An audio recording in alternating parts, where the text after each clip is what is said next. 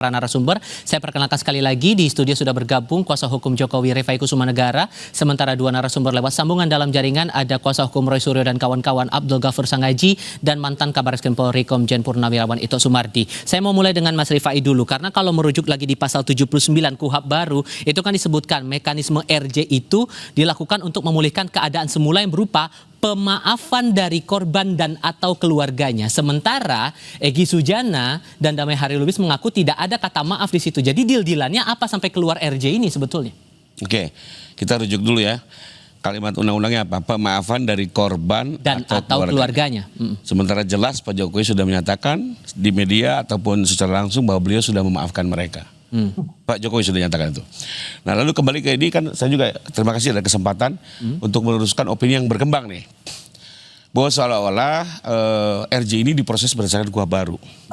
Mari kita lihat ketentuan peralihan dari pasal 361 huruf A KUHP baru. Ditegaskan bahwa penyidikan dan penuntutan yang sedang berlangsung pada saat berlakunya KUHP baru ini menggunakan ketentuan di dalam KUHP lama. Oke. Jadi seluruh proses penyidikan dan penuntutan yang sedang berlangsung saat berlakunya KUHP baru tetap menggunakan KUHP lama. Ini di pasal 361 huruf A KUHP baru itu sendiri. Jadi menurut saya keliru kalau melihat proses RJ ini dengan menilai KUHP baru. Karena jelas di ketentuan peralihan gunakanlah KUHP lama. Nah, karena KUHP lama sendiri tidak mengatur, maka rujukannya adalah Perkapolri 8 tahun 2021. Karena memang sebelum berlakunya KUHP baru ini, kita ada 3 ketentuan. Perkapolri mengatur sendiri, Jaksa Agung mengatur sendiri, Mahkamah Agung mengatur sendiri.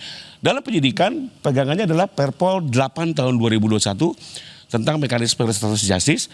Dan jelas kalau kita baca di situ, pengecualian terhadap RJ itu hanya terkait pidana terorisme, keamanan negara, korupsi, kejahatan terhadap nyawa, radikalisme, separatisme, dan bukan residivis.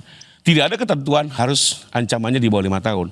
Itu baru diatur di KUHP baru. Sehingga kalau Anda mau bilang bahwa apa yang disampaikan Refli Harun dan tim kuasa hukum Roy Suryo CS soal pandangan RJ ini salah alamat?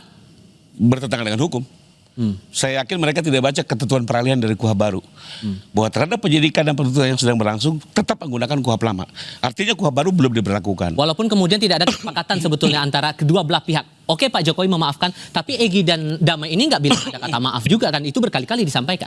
Enggak, di luar dulu terkait itu dengan ancaman katanya harus di bawah 5 tahun. Tidak demikian ya, karena ini sudah jelas undang-undangnya seperti itu.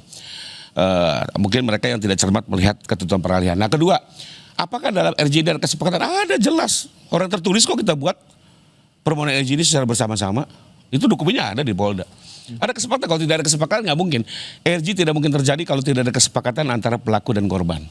Kedua, kunci RJ adalah memang pemaafan dari korban. Dan Pak Jokowi sudah memaafkan. Ya, itu kuncinya. Jadi bukannya justru pemaafan dari pelaku, pemaafan dari korban. Boleh cek dimanapun juga. Karena sifatnya di sini adalah untuk kepentingan korban. Ya, jadi kuncinya di pemaafan korban itu ada. Jadi menurut saya secara substansi, prosedural ya maupun undang-undang ini clear and clear. Oke, Bang Sangaji dipandang keliru kalau menafsirkan RJ ini salah alamat dan dipandang keliru. Wong udah ada jelas kok aturannya, gimana melihat itu? Ya, terima kasih Mas Tifal ya. Jadi memang RJ ini adalah RJ pertama dalam era KUHP dan KUHP baru ya.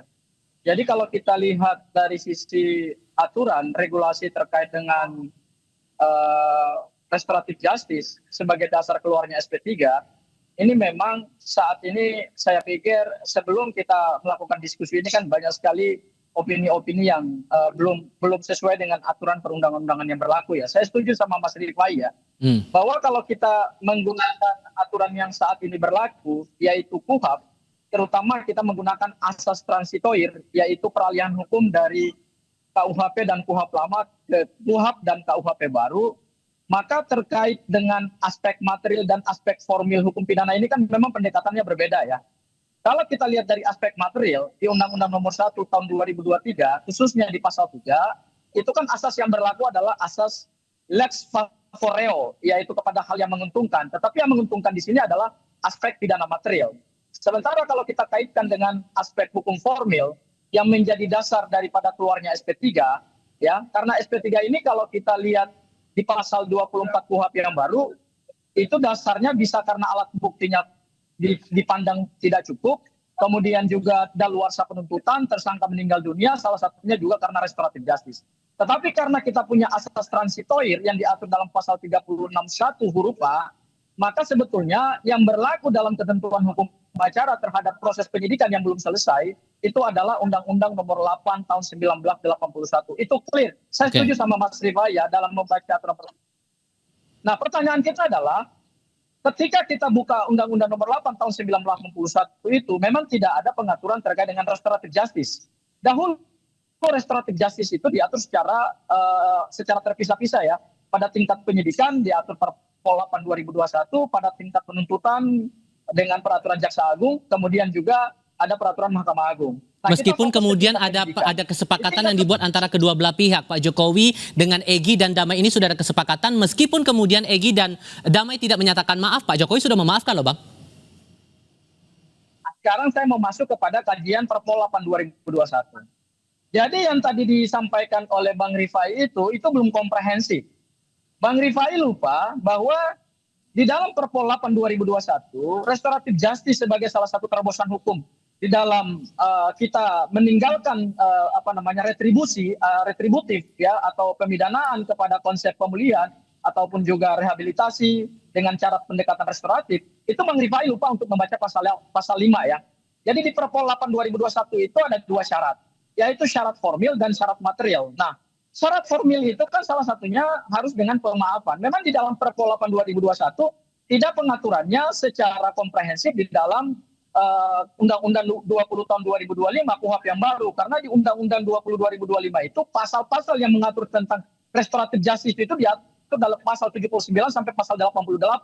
Tetapi khusus di Perpol 8 2021 itu memang tidak diatur terkait dengan ketentuan untuk minta maaf. Tapi kalau kita buka lampiran Perpol 8 2021, di sana kan ada format atau ada bentuk restoratif justice yang harus ditempuh oleh kedua belah pihak, yaitu harus ada pernyataan minta maaf daripada pelaku kepada korban. Ya. Jadi yang penjelasan tadi sudah ada maaf dari Pak Jokowi, menurut Anda tidak cukup ya?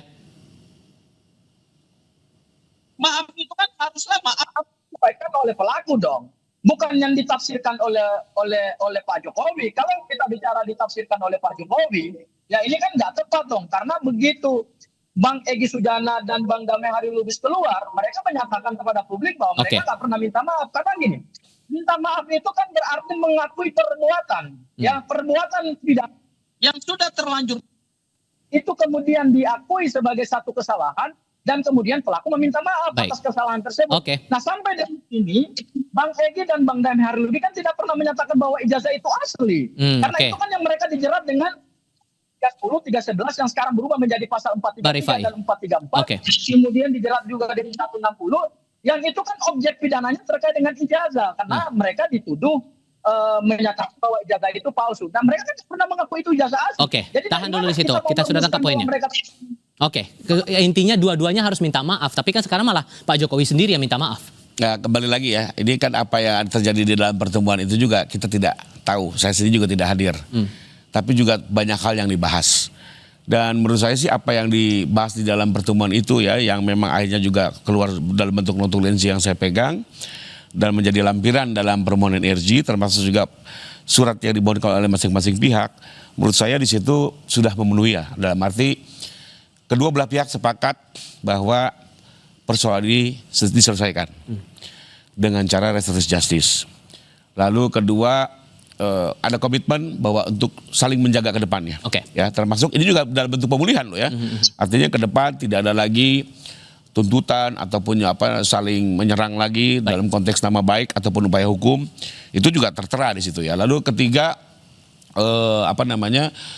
disepakati juga bahwa tidak melihat masa lalu tapi melihat ke depannya. Dan kita lihat juga setelah itu apa yang terjadi di iPod kan Bang Egy sendiri juga mengapresiasi apa yang dilakukan oleh Pak Jokowi ya. Termasuk juga menilai karakternya. Buat kami ini semua clear and clear. Dan di sisi lain ya, hukum itu juga bukan hanya berdebat soal ketentuan hukum keadilan, tapi juga ada soal kemanfaatan. Bagaimanapun perdamaian ini sesuatu yang baik. Ya, RJ sendiri juga tujuannya adalah agar semua konflik bisa diselesaikan secara baik tanpa perlu memenjarakan dan segala macam. Menurut saya ini secara tujuan hukum sendiri sudah tercapai. Gitu. Pak Ito, menurut Anda untuk penerapan RJ bagi Egy Sujana dan Damai Hari Lubis ini sudah sesuai konteks atau malah sebetulnya pakai penerapannya untuk KUHP lama? Gimana kita bisa paham duduk perkara dan perkara ini dan RJ-nya itu? Ya begini Mas Tifal, saya dari sisi penyidik ya, SP3 itu adalah merupakan kewenangan penyidik kan ya. Dan penyidik sudah dipersyaratkan untuk menerbitkan SP3 harus ada RJ dulu. RJ ini kan sudah ada persyaratan-persyaratan yang harus dipenuhi oleh penyidik sebelum mengeluarkan SP3. Tadi sudah disampaikan oleh Bang Rifai, oleh Bang Sangaji ya, memang di sini ada satu proses peralihan ya dari KUHP lama dengan KUHP baru. Kan kalau dalam KUHP baru itu kan ada 10 ya, ada 10 persyaratan. Salah satu diantaranya adalah bagaimana orang itu memberikan pemaafan ya. Nah saya juga memang melihat setuju dengan Bang Rifai, kita juga semua tidak tahu proses pada saat Bang Egy dengan Bang Damai itu bertemu dengan Pak Jokowi. Tapi tentunya penyidik dalam menetapkan SP3 itu sudah harus memenuhi persyaratan-persyaratan yang dipersyaratkan ya, baik dengan KUHP lama maupun KUHP baru ya, dan juga dengan Perpol. Nah di sini kan ada mekanisme untuk menguji apakah memang SP3 itu sudah memenuhi syarat atau tidak. Nah saya kira kan sudah ada mekanismenya, bisa saja diajukan ke pengadilan negeri ya untuk dilakukan pra-peradilan ya tentunya. Dan ada saya dengar juga akan dilaporkan kepada Propam. Ya saya kira mungkin kalau sampai ke Propam itu kita harus membuktikan dulu apakah memang SP3 yang dikeluarkan penyidik itu tidak sesuai dengan persyaratan atau tidak. Kalau tidak sesuai persyaratan dan sesuai dengan keputusan sidang pra-peradilan, saya kira bisa saja itu dilaporkan. Saya kira mungkin pendapat saya bahwa penyidik sudah melakukan SP3 itu dengan penuh kehati-hatian. Saya setuju dengan Bang Rifai. Kan tujuan hukum itu ada kepastian, keadilan, dan kemanfaatan. Walaupun kemudian yang minta maaf terang-terangan baru Pak Jokowi, Egy dan Damai tidak menyampaikan itu Pak. Jadi tetap dianggap sah RJ itu atau tidak? Begini Pak, menurut pendapat saya ya, permohonan maaf itu kan tidak selamanya bisa dikatakan secara vulgar misalnya. Saya minta maaf bisa saja dengan kata-kata Pak, kami standar. Dan kemudian saya juga seorang yang mungkin memiliki satu permasalahan dengan seseorang.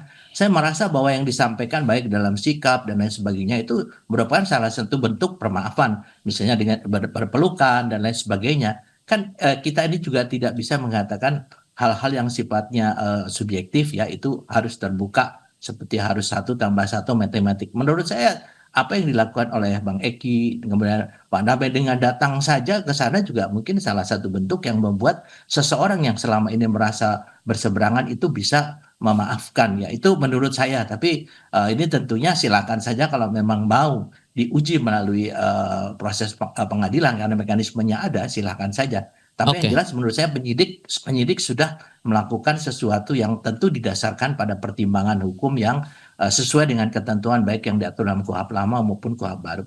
Jadi kalau itu menurut Pak Ito begitu Bang Sangaji, sehingga tapi menurut Anda masih ada hal yang ganjil tidak selain tidak ada maaf antara dua belah pihak, Egy dan Damai bersama dengan Jokowi itu, dan mungkin ada hal-hal lain yang dibaca oleh teman-teman kuasa hukum Roy Suryo CS, masalah kesepakatan yang dibuat itu. Menurut Anda ada hal yang keliru atau hal yang ganjil di sini? Jawabnya nanti, kita akan jeda sebentar. Tetap di Kompas TV.